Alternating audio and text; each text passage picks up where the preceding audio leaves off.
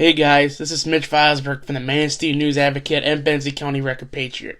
Before we start the episode, I just want to help make sure I make one point very clear.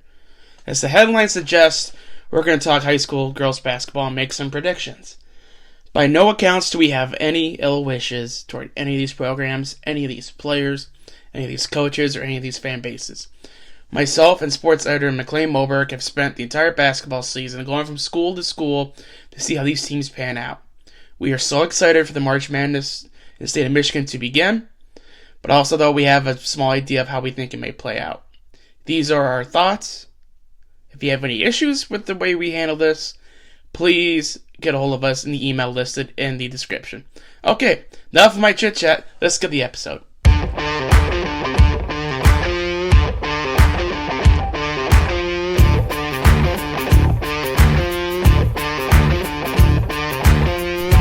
Did you miss us? Because we missed you. Hello, friends, and welcome back to the Sports Advocates. I'm Mitch Vosburg, back flanked from me 90-degree angles away. Mr. McLain Moberg. McLain, welcome back to freedom, my friend. How we doing? Oh, man, I'm happy to be back in the office, cooped up in that apartment for too long, healthy now, and ready to go, man. We've obviously got some district basketball coming up, folks, which is what we're going to be previewing today. Girls Basketball District Tournament coming up starting February 27th. And regular season hasn't winded down yet, but we know the matchups and we know the district locations and whatnot, so it's time to break these down, Mitch. Absolutely. So this year was a little special. I don't know how to explain it, but they did this weird seeding thing with the brackets and the district draws. So we actually found out the pairings on Sunday last week. The week left before the season ends. We'll know the boys next week. We'll talk that too. But out of the 7 schools we covered, 5 are Division 4. We're going to start there. The first district we have will be hosted by Buckley, and believe it or not, Buckley hosts one of our schools in our coverage area, Bear Lake. So Buckley, Bear Lake, going at it. Looks like that's going to be the main event of Monday's action. We'll get to the first game momentarily. But Buckley Bears, Bear Lake Lakers, how do you see this going off?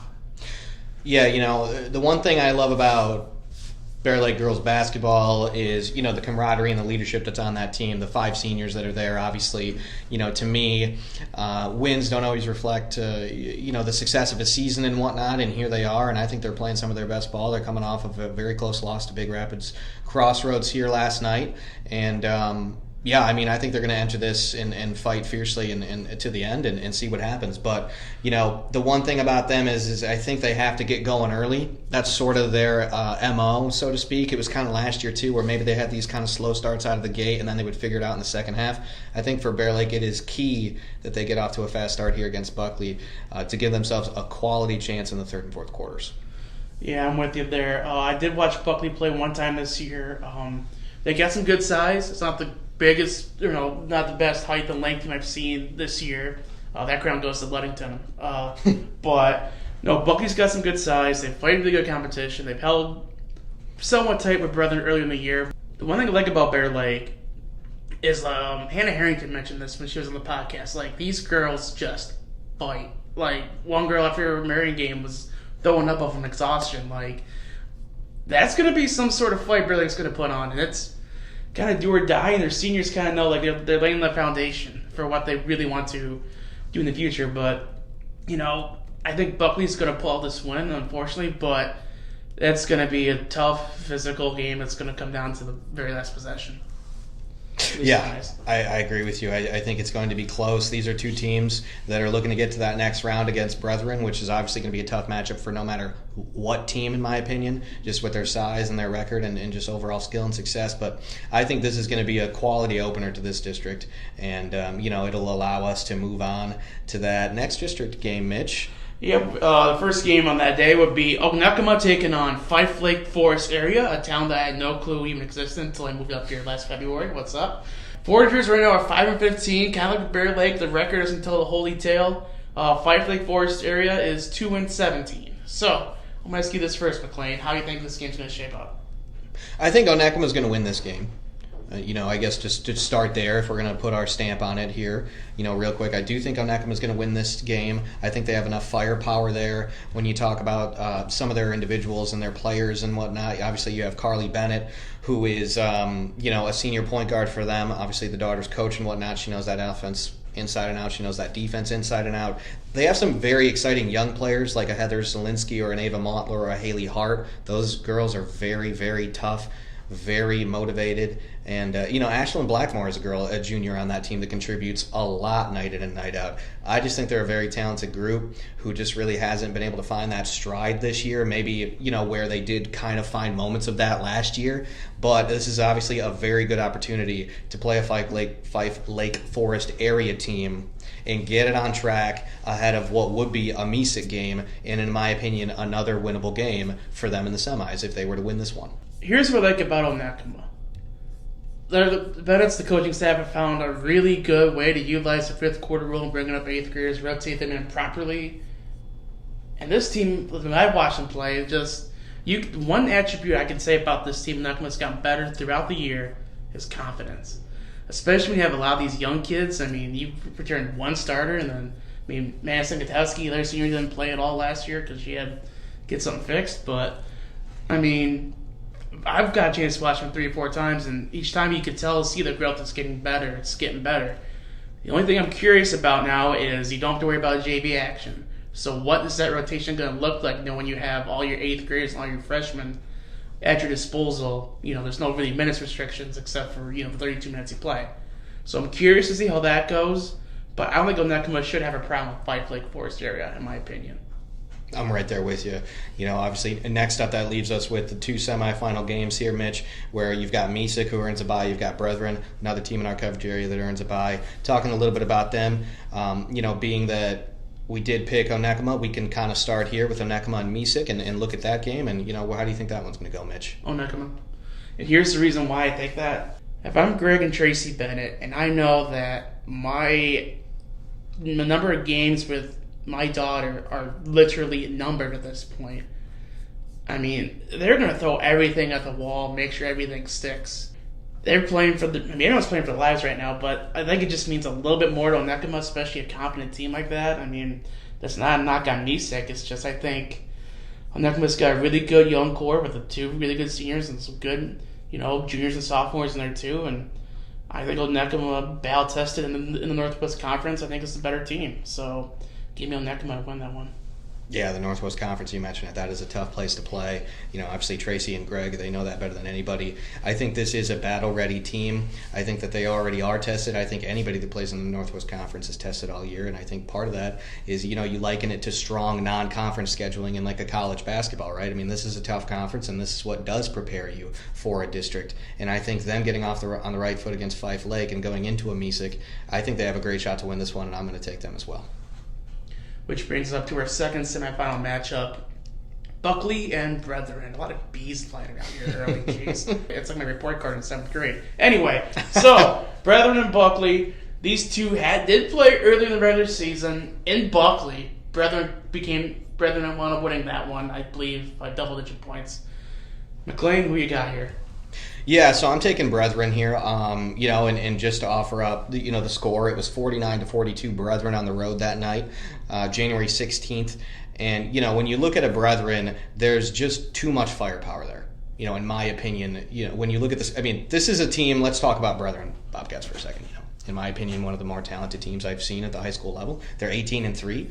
They're going to compete for a conference championship here come Thursday against Manistee Catholic Central, and they are primed and ready to go to win this thing. They didn't shy away from competition this year, which is what I like. They scheduled a McBain Northern Michigan Christian, who did take down a good Frankfort team that won the district last year, defeating Brethren in that regional. Frankfort did lose to them, and so that's a tough quality game.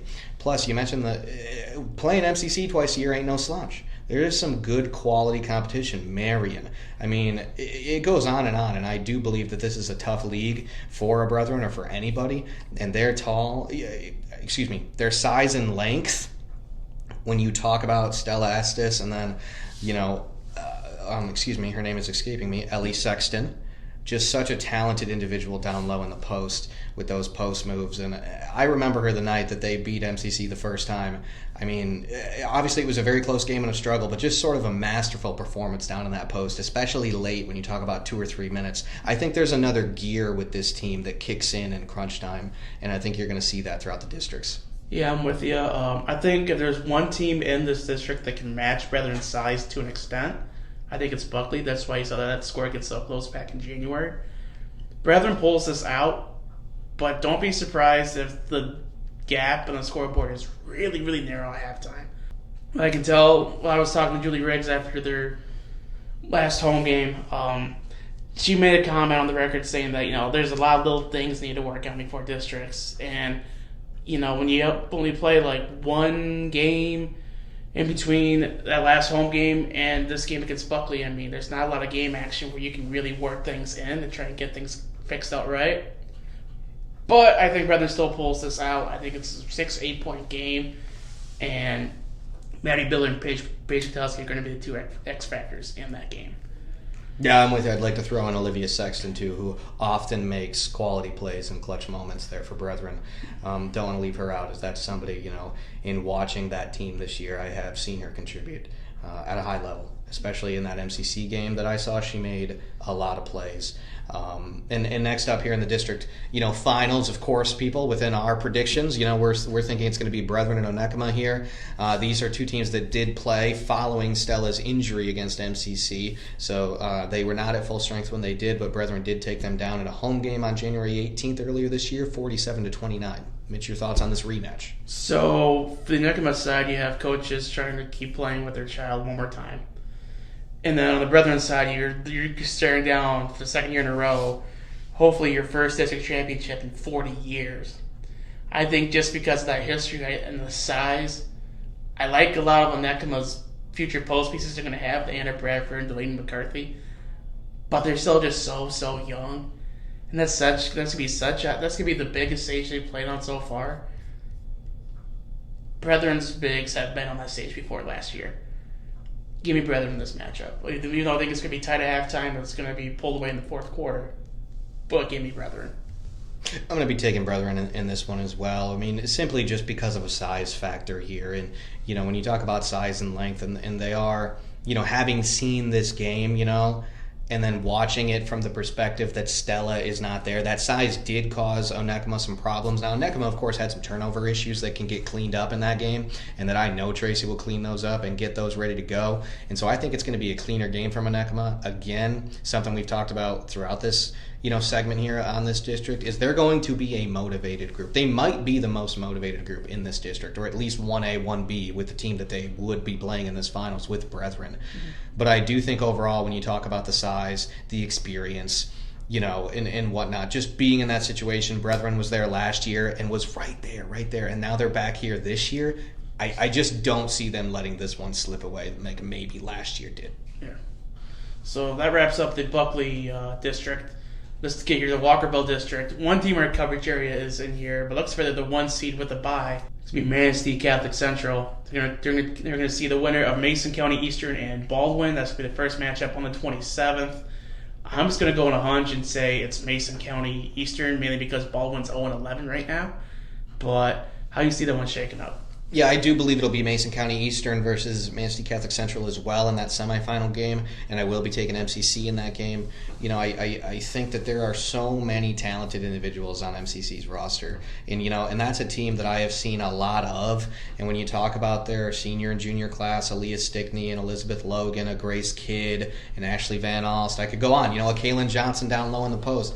I think this is a very versatile group who, in some ways, is still trying to reach another level, which when you talk about being 14-2 in the league and competing for a conference championship on Thursday, that's a tip of the cap, that they still have another level to tap into and being as good as they are. And I think you might see that. This is their last chance, right, Mitch? Mm-hmm. This is the send-off. This is the senior send-off. Todd Erickson has told us himself he can't remember the last time he's had this big of a senior class. If they are going to put their stamp on this thing, it's going to be in this district tournament. Absolutely. So, which brings us to the other side of the bracket. McBain Northern Michigan Christian, team we talked about a couple minutes ago.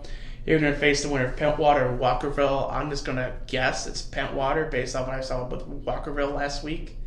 So, are you agreeing with that? Yeah, I absolutely am. And, Pentwater, I've seen them play a couple of times, and I do not, by any means, I don't think they're a bad team. I think they're a pretty good basketball team, actually. And I do think that they should be able to handle Walkerville in this game. Obviously, Pentwater has played, like a Brethren and other things like that in here. And so we've seen them sparingly, of course.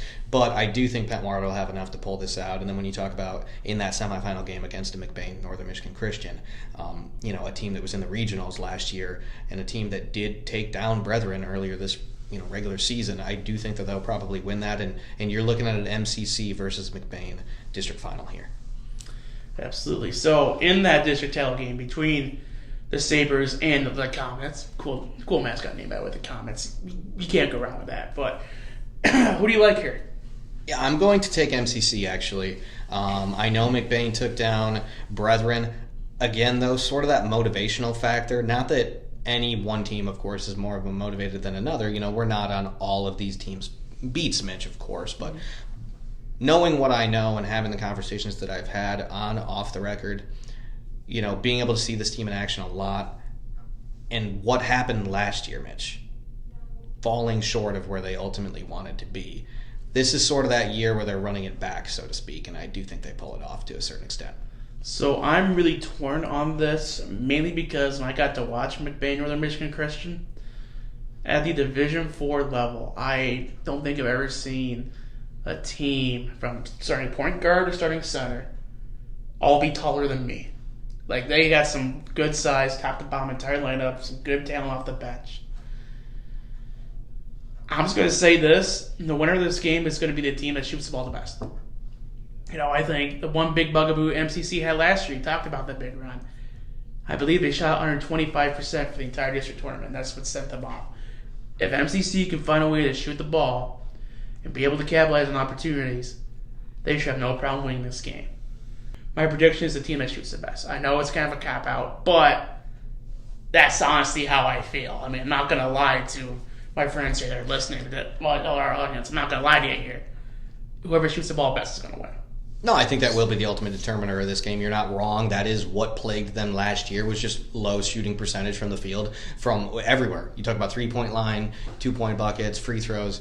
They know themselves that it wasn't the greatest shooting, performance, and they know that they were better than that. Absolutely. Having the conversations that I've had with those kids, they understand that they're better than that, and I do believe that they're going to be putting on a bit of a show to make up for that this district tournament, and it starts Thursday against Brethren. It starts Thursday, putting on a good show this week.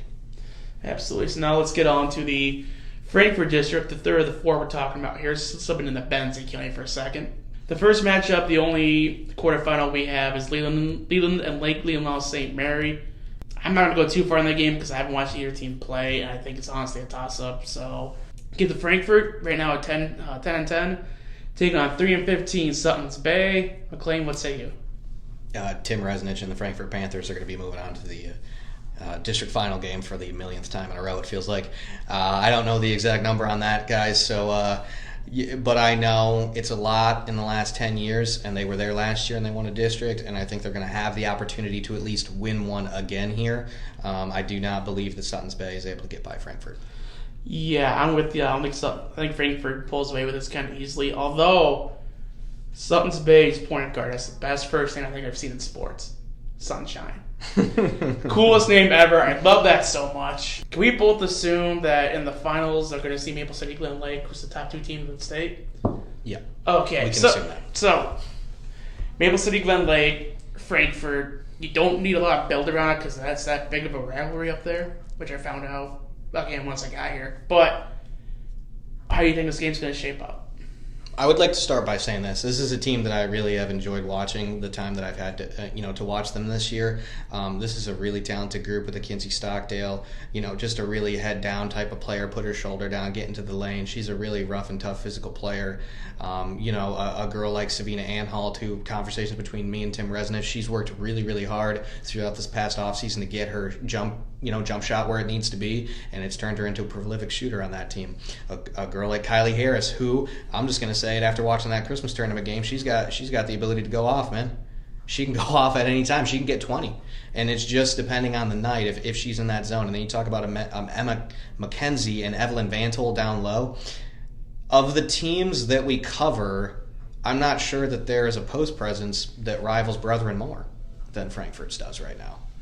And so, I would like to say that. But when you talk about a 17-2 Glen Lake team, who, as you mentioned, is ranked very highly in the state, I am going to be, going with Glen Lake here in the final. And Frankfort does not get that second consecutive district title here. Yeah. This is all I'm going to say about the game. It's the third meeting between two rivals. Frankfort has home court advantage. It is in the month of March. There's a recipe. Just saying, there's a recipe here for some possible chaos in this whole bracket, which I can get to here in a little bit. But as a betting man, if somehow someone was absurd enough to have DraftKings bet Michigan high school sports, which would be just a god-awful idea, a betting man would probably take the points with Frankfort, because I'm going to guess it'd be a decent size spread, but I like the Lakers to win it, but you're going to see a lot of fight off Frankfort. It's going to be close. It's going to be tight. I don't want to sit here and say, this is going to be some lopsided game. This is going to be a close game. Absolutely. This is going to be a close game. This is going to be a competitive game. It's tough to take on a team for a third time. As you know, Mitch, watching sports all these years, covering sports all these years. And just like to add in, as you've said on many occasions, it's March. And so the records get thrown out. This is a one-game scenario. And in a one-game scenario, anything can happen. Absolutely. So I just want to throw one last thing before we shift districts here. This region for Division 4, you're going to have potentially Maple City Glen Lake, potentially Manistee Catholic Central, potentially Brethren, and potentially Gaylord St. Mary's. Now, Gaylord St. Mary and Maple City Glen Lake are 1 and 2 in the state. So trying to see a team in our coverage area break through that, man, it's going to be a lot of fun to watch. I'll just leave it at that. But all right, so Division 3 has 2 teams in our coverage area are coincidentally less than a mile down the road. What are the odds of that? That's what I like to see, to be honest. Pretty nice. So Manistee, Benzie Central in the Manistee district. Manistee gets the first game of the quarterfinals against Grand Traverse Academy. It's the last district run for the Chippewas before they become the Mariners.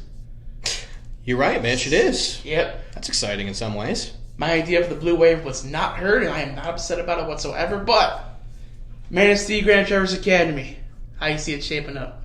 Manistee and Grand Traverse Academy. This is a very interesting matchup, in my opinion.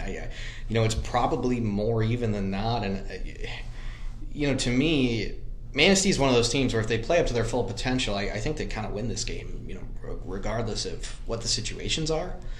It's getting them to play up to that, though, and I think Ken Cott, maybe agrees that at times it's like you go into a game and they look amazing, and then at another time they go into a game and maybe there's a few too many turnovers or a few too many miscues or just that miscommunication that takes that time to gel over a span of games and whatnot. And obviously, as you approach March, you're hoping for the highest level of organization, chemistry, communication amongst teammates, right?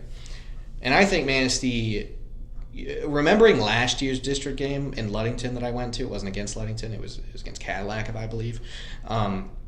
But it was at Ludington's gym, and I just remember them fighting their butts off. And even though that season did not necessarily go the way that they wanted it to go, they fought their butts off, and I expect them to do the same thing here. And I think that if they have a good shooting night and keep the turnovers down, and when you talk about like an Allison Kelly and Abby Robinson and Lacey Zimmerman and girls like that stepping up and doing their jobs, and then a Libby McCarthy, who at times can be a very, very quality scoring threat from anywhere on the floor, I think head coach Ken Cott would tell you that she can create her own shot, and off the dribble, jumpers, whatever it may be, she can do a lot. And I think if all those girls are clicking, they're going to win this game, Mitch. Yeah, give me the Chippewas here in a tight one. It just seems to me like with Manistee, just from a personal vibe, able to watch, there's kind of their ability to finish, I think, around the rim, around the basket, is just, something just seems off with it. Just a little bit off. I think that's kind of the missing link they have. If they can find a way to finish strong around the hoop, keep the turnovers low, like you said, shoot well, they shouldn't have a problem. It's going to be a tight one. But give me the Chippewas here, which means they get set up for a semifinal matchup against Traverse City St. Francis, who is 17-2, and apparently also, since I moved up here, found out is, I guess, decent at everything at least. So, how do you see this one going out with the Chippewas and Gladiators? Yeah, you kind of said it there. From what I'm finding out, being that I've never really traversed northern Michigan before, for people that don't know, I grew up in Grand Ledge, Michigan. Shout out to the comments as well, since Mitch mentioned that. That's our mascot. And I grew up there, a small town outside of Lansing, and so I really didn't know much about northern Michigan. And you're kind of learning these rivalries, and you're learning who traditionally has great teams in different sports and who is building and who is kind of in the middle and whatnot. And Traverse City St. Francis, for the most part, by all accounts, is one of those teams that is usually pretty good in a lot of sports, and it's no different here. They're 17-2. They're one of the best teams in the state, and I just think it's going to be a little bit too much for Manistee to overcome, and I do see St. Francis moving on to that final. Kind of like you mentioned with that Cadillac game last year, they're going to fight, but it's going to, unfortunately, be the end of the season for them. Give me the Gladiators here. It's going to be a tight one about midway through the third quarter, and then I think St. Francis kind of takes over from there. But that's not a knock on Manistee at all. Absolutely not. It's just, you got to draw that juggernaut. But hey, like I said earlier, Frankfort, crazy things could happen in March. You never know. But I just don't like the odds. And it's all about the odds at the end of the day, and obviously just a disclaimer here, there's no personal attacks on any team here or anything like that. You're just looking at it for what it is, and when you talk about one of the best teams in the state at 17-2, the odds just aren't great. But as we've said many, many times, anything can happen because all it takes is one night. All it takes is one game, and I've seen it, and I've seen it firsthand. I've seen George Mason knock out my Spartans. I've seen Middle Tennessee State knock out my Spartans. I've seen things like that. So it can happen. It's just about when you're analyzing it, of course, I don't think you analyze it for the upset necessarily, if that makes sense, Mitch. You're looking at it from a numbers perspective, from personnel, from size, from length, from record, from every angle is what you're trying to look at it from. And so, that's really all it is. And it is absolutely want to make sure that everybody realizes there are no knock on any of these teams. These are great kids that fight hard every day. So you're saying there's a chance. Semifinal matchup, big also in this Manistee district. We have Benzie Central taking on Manton Rangers. That's a kind of cool name. How do you see this one shaping up? Man, Benzie Central's having a very, very good year, aren't they, Mitch? Mm-hmm. They're having a very quality year. Gloria Stepanovich is having a double-double just about every night, it seems like. Every time head coach Jeff Norbeck calls me for stats or send me stats, she's getting 15, 12, 20, and 10, something, She is just going off. And Kara Johnson multiple times has had the ability to put 20 points through the hoop on a given night. I think this is a very talented group. You've got a girl like Marie Riedlinger, who's sort of their utility player, sort of their Draymond Green, so to speak, can do everything. The other night he sent me a stat line where she had 6 assists, 5 steals, and 8 rebounds or something. It's like, okay, this girl's just all over the floor. I think this is a talented group. I think they're going to move on, and I think they're going to give themselves a chance at a district title here. Yeah, give me the Huskies, the reasons you just said, but also, I got a chance to talk to Gloria Stepanovich or Stepanovich. I don't know how you pronounce it. I'm not good with those itch names like Ninkovich or whatever. But anyway, I digress. I had a chance to talk to her after their game at Consultants Bay back in January. She mentioned they want that district title. It's been 20 years. They do 20 down backs after every practice to get to that point. I think they will get to that point, but we're talking now a rematch between Benzie Central and Traverse City St. Francis, which did not go Benzie Central's way.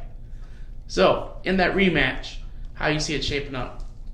I see it shaping up better, maybe the same results. I'm honestly kind of where you were in the former district that we were talking about, where you didn't necessarily declare a winner in that MCC game. I don't know if I can declare a winner here because Benzie Central played them, I don't want to say it wasn't a 2-point loss or anything like that, but talking to Jeff, it was just sort of some things that, outside of it and some turnovers and let me, kind of put this out there for the people right now, but they're, Benzie Central's boys and girls, and by no means is this an excuse or anything like that. It's just trying to add context to the situation, but, they haven't been able to play in their gym all year long. Their gym took water damage in the preseason, and they were relegated to their middle school gym, and for the big-time home games, they played either at Traverse City West or Traverse City Central. And because of that, they've only had one gym, which means that the boys and girls basketball teams over there have not really had the practices that they would have had. Let's say a team has 20, 30 practices in a year, they've had half that. And so they haven't had the floor time that they usually would have had, and they're still this good. I think there is another level for them to tap into. I think this is going to be a close one. I'm not necessarily putting my stamp on this because I do think Benzie Central has a decent chance at this one. Yeah, you mentioned that gym floor. First of all, before I forget, their Facebook page showed a picture of what the new gym floor looks like. Oh my goodness. It looks clean, but my camera's going to hate it. It looks clean, but my camera's going to hate it. You kind of mentioned, you're not used to your own gym. I feel in a way with both teams, especially this time of year, that kind of helps. That you're used to kind of that. We're playing our home games in the middle school gym. Okay, cool. But the big ones, your Frankforts, your Glen Lakes. I can't think of another big rivalry off the top of my head, but you're playing those different on the neutral site floor. That's exactly what you're doing in March. It's exactly what you're doing. So I think there's one team that could be able to adjust to that the quickest. It's Benzie Central. There's a hunger there to knock off St. Francis, to bring back that district championship. There's a huge hunger there. And man, you know what? I would love to sit here and say Benzie Central is going to absolutely annihilate Traverse City St. Francis. But again, kind of like what I said with the Glen Lake and Frankfort, the odds are telling me, this could have in the hypothetical MHSAA betting pool, this could be a game with a big spread. In that case, I'm taking the points of Benzie Central. It's going to be a tight game. It's going to come down the wire. I just think Benzie falls just a tad bit short here. It hurts me to say because I know they got a really talented team. If I could vote one player of this area to be All-State, it would be Gloria Stepanovic. I think St. Francis pulls out the win. Yeah, I think this is a great opportunity for Benzie Central, and of course it's through St. Francis. Of course it's St. Francis. We don't know that for sure. Of course it's not official, but this team is 17-2. They're one of the best teams in the state. I am going to go out on a limb here and say they're advancing to that finals, as we've said. And of course it's St. Francis. And Mitch, how cool would it be for the boys to get their district title last year, taking down St. Francis, and for the girls to come back and do the same thing this year to the same school? There would be a probably big old parade going to downtown Benzonia. Or Honor, I'm not sure which one. But yeah, that's kind of our whole big district basketball preview. But I guess wrap up this episode here. Just one last thing we want to talk about, bud. Man, yeah, one last thing here. Tiger Woods is back. Tiger Woods is back. That one was easy for me. I had fun last week, Mitch. Cooped up in my apartment. What am I doing? I've got my toddler. She's watching Bluey, Peppa Pig. I'm just sitting there with my hands over my ears slightly. All those nursery rhymes. They run their course eventually, and there's only so many you can listen to. So when Thursday came around, and that previous week Tiger had confirmed he was going to be playing in that. Shout out to ESPN Plus. Who they do these special groupings, as I'm sure you know, for golf. And Thursday's group and Friday's group was Tiger Woods, Rory McIlroy, and Justin Thomas. Let me tell you, I had some fun with that. Of course, Tiger didn't get close. That was Max Homa and John Rahm, with Rahm eventually winning his third win of the year. And Max Homa's ball bouncing in and out of the hole like it was a basketball hoop to send it to a playoff. Very, very, very awful defeat to watch. But that was a struggle. And afterwards, he was quite emotional about that because I guess Riviera and Genesis and California areas is sort of his town, and he has his family show up and whatnot. And I'm not kidding you, Mitch. Just paint the picture here. Homa's down by 2 strokes on 18. His ball is in the rough to the left side of the hole, probably roughly in front of the green, probably roughly 20 feet from the hole. He chips it in, bounces it on the perfect part of the green, and it literally does a little toilet bowl hole around the hole and spins out. And if it would have gone in, it would have been a playoff. But it goes out. John Rahm wins with a 4-foot par putt. But yeah, Tiger Woods is back. It was just nice to see him hit some golf balls, man. He ain't winning majors anymore. He's out of his prime, of course. He's 47 years old, 48, somewhere right there. But I tell you what, I could still load up my TV and watch him hit golf balls all day. As you say, I'll wear your Tiger Woods hat, too. Yeah. For me, I thought about going one way, but I decided last second to go the other because, again, my ADHD is probably tweaking real hard today. Yeah, I know I've written this before in the past, but especially now I think it needs to be a big reminder because we just went through all of our predictions. We were honest. We totally thought what we thought. Just remind all your fans. Just enjoy this, but again, ignorance is not needed in the stands. I'll say this over and over and over and over and over and over and over again until I'm blue in the face. This is a very emotional period for these high school kids, especially for these seniors who they're not going to be able to put that jersey on again. You know, McLain and I have both been in that situation. It sucks. It's awful. You don't want to take it off. I'm pretty sure I almost wore my shoulder pads on the bus ride home from my last football game. You screaming at the ref or screaming at coaches or other players. What are you trying to prove? It's not helping the situation at all. It's taking a situation that belongs to the kids and putting it on yourself. Alright? Just sit back, relax, enjoy this. It's March. You're supposed to have fun. But just know there's a limit to it. That's all I'm going to say. So, yeah, this wraps up this episode of the Sports Advocates. For sports editor McLain Moberg, I'm Mitch Vosburg. Thanks for joining us, and keep your stick in the ice.